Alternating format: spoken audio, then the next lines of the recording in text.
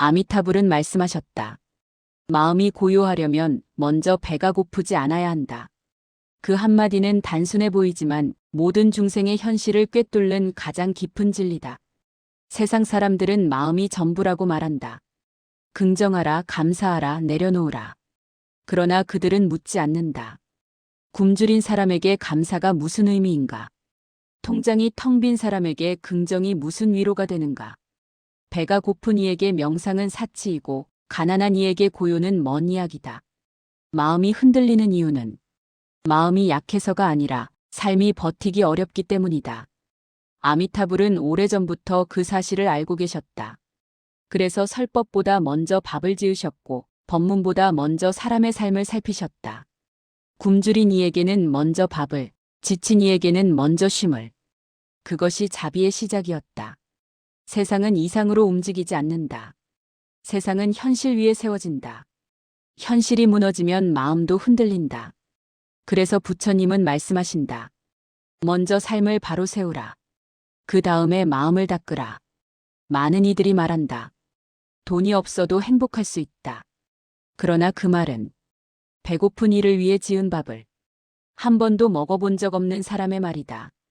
돈이 없어도 행복하다는 말은 현실을 모르는 자의 위로일 뿐 진리의 언어가 아니다.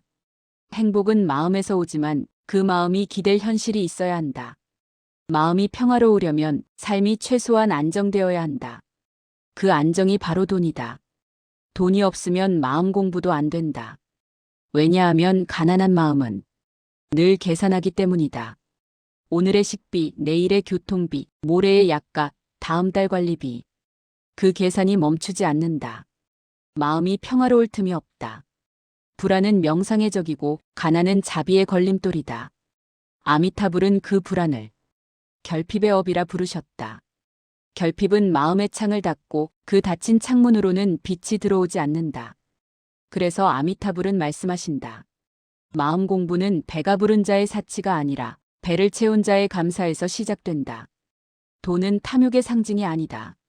그건 현실의 자비이고 마음이 쉴 자리를 마련하는 도구다. 가난한 마음은 끊임없이 흔들린다. 계산하고 비교하고 불안해하며 결국 자신을 원망한다. 그 원망이 쌓여 업이 되고 그 업이 다시 복을 막는다. 그래서 복이 돈으로 오지 못한다.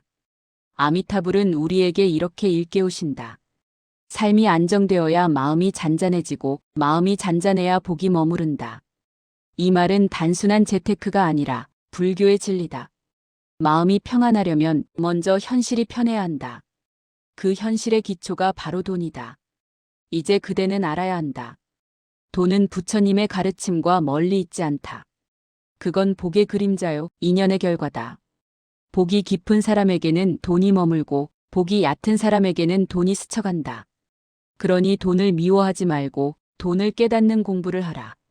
그것이 곧 현실 속의 수행이며 자비로 완성되는 마음 공부다. 아미타불은 중생의 그런 마음을 불안의 업이라 하셨다. 돈이 부족한 사람은 하루를 살아도 마음이 늘 흔들린다. 명상을 해도 잡념이 끊이지 않고 기도를 해도 간절함보다 불안이 크다. 그 불안이 쌓여 감정이 흔들리고 그 흔들림이 곧 업이 된다. 그래서 부처님은 말씀하셨다. 가난은 가장 무거운 업이다.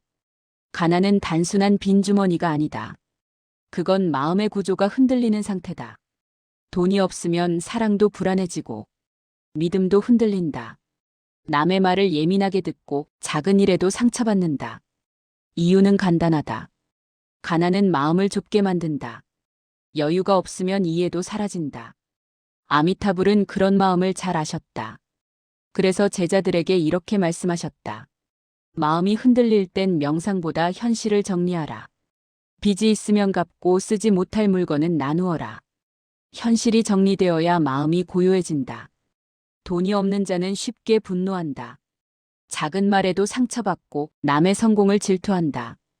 그 분노의 근원은 탐욕이 아니라 결핍이다. 결핍은 마음을 갉아먹는다. 그리고 그 마음은 복을 밀어낸다.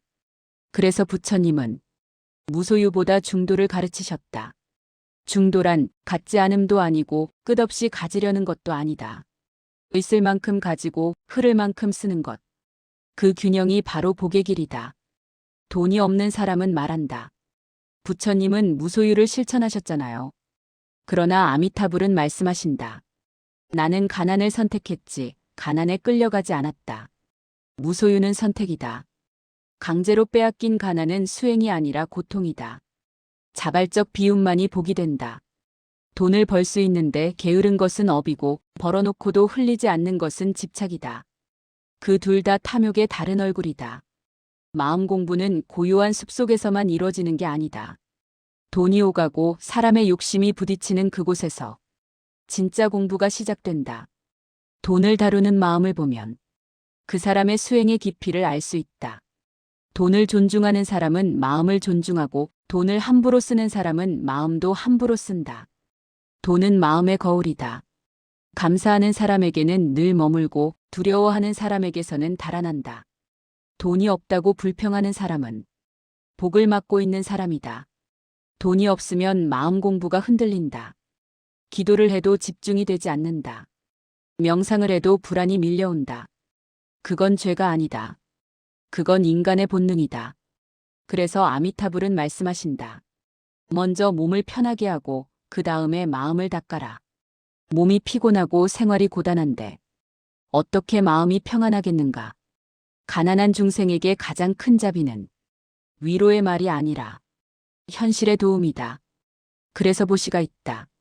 시주가 있고 나눔이 있다. 그건 마음 공부의 시작이다. 돈이란 단지 종이가 아니다. 그건 복의 형태이자 인연의 결과다.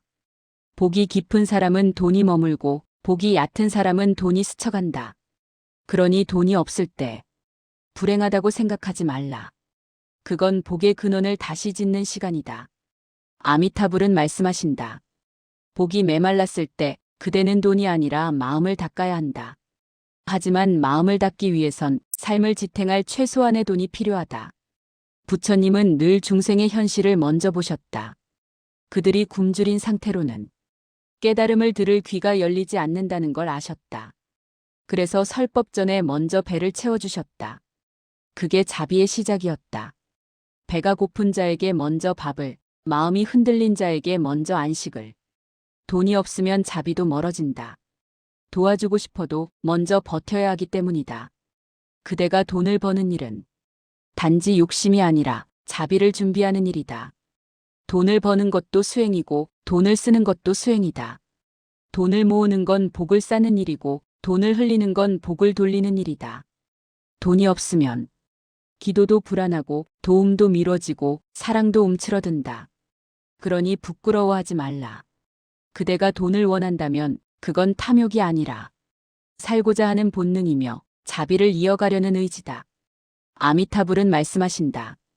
복은 마음에서 자라고 돈은 그 복을 담는 그릇이다. 복이 많으면 돈이 머물고 복이 적으면 돈이 흘러간다. 그러니 돈을 미워하지 말고 돈을 경외하라.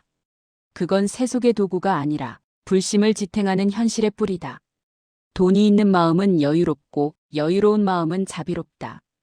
자비로운 마음은 복을 짓고 복은 다시 돈이 되어 돌아온다. 이것이 복과 돈의 순환, 곧 인연의 길이다. 가난한 수행은 오래가지 않는다. 몸이 지치면 마음이 먼저 무너진다. 돈이 없으면 자비도 줄어든다. 그러니 부처님은 우리에게 이렇게 가르치신다. 수행자는 복을 짓고 중생은 돈을 지킨다. 둘은 다르지 않다. 복이 곧 돈이고 돈이 곧 복이다. 아미타불은 마지막으로 이렇게 말씀하신다. 돈이 없으면 마음 공부도 안 된다. 그러니 먼저 삶을 바로 세워라. 삶이 안정되면 마음이 잔잔해지고 마음이 잔잔해지면 복이 머문다. 복이 머무르면 돈이 흐르고 돈이 흐르면 세상은 다시 따뜻해진다. 이 말씀은 단순한 가르침이 아니다. 그건 살아있는 인간의 현실 속에서 복이 어떻게 움직이고 마음이 어떻게 흔들리는지를 꿰뚫은 진리다. 가난한 마음으로는 수행이 흔들린다. 텅 빈 통장으로는 자비도 오래가지 않는다. 돈이란 탐욕의 상징이 아니라 복이 머무는 그릇이며 마음을 보호하는 울타리다. 복은 하늘에서 떨어지는 것이 아니라 매일의 삶 속에서 쌓여간다. 오늘의 선한 말, 작은 배려, 성실한 하루, 정직한 노동. 그 모든 것이 통장 속 숫자처럼 복으로 쌓인다. 아미타불은 우리에게 묻는다. 그대의 통장은 얼마인가? 그 질문은 돈을 묻는 것이 아니라 복을 얼마나 쌓았는지를 묻는 것이다. 통장 속 잔액은 그대가 세상과 맺은 인연의 크기다. 그대가 베풀고 나누고 도와온 만큼 복은 숫자가 되어 돌아온다. 돈이 흐르는 삶은 따뜻하다. 그 돈은 단지 나를 위한 것이 아니라 누군가의 생명을 살리고 누군가의 하루를 밝히는 등불이 된다. 그 등불이 꺼지지 않게 하는 것, 그것이 마음 공부의 진짜 목적이다. 복이 돈으로 이어지고 돈이 다시 복을 낳는 순환, 그 안에서 마음은 비로소 고요를 얻는다. 마음의 고요는 결코 가난에서 오지 않는다. 그건 충만함에서 온다. 갖추었기에 나눌 수 있고 나누었기에 평화로워진다. 그것이 바로 아미타불이 말한 풍요 속의 무소유다. 아미타불은 조용히 합장하며 말씀하신다. 복 없는 돈은 흔들리고 돈 없는 복은 외롭다. 복과 돈이 함께 흐를 때 그대의 마음은 고요해진다. 돈을 부정하지 말라. 돈은 업의 거울이자 자비의 씨앗이다. 복을 짓고 돈을 다스리면 그대의 삶은 잔잔한 연못처럼 평화로워진다. 오늘도 그대의 삶에 복이 흐르고 그 복이 잔고로 이어지길 바란다. 그 잔고가 다시 복이 되어 세상을 밝히길 바란다. 아미타불은 미소 짓는다. 그대의 마음이 평안하면 돈은 저절로 머물 것이다. 그대의 돈이 맑으면 복은 저절로 자라날 것이다. 오늘의 평화가 마음에서 잔고로, 잔고에서 다시 마음으로 흘러가길 바란다. 아미타불.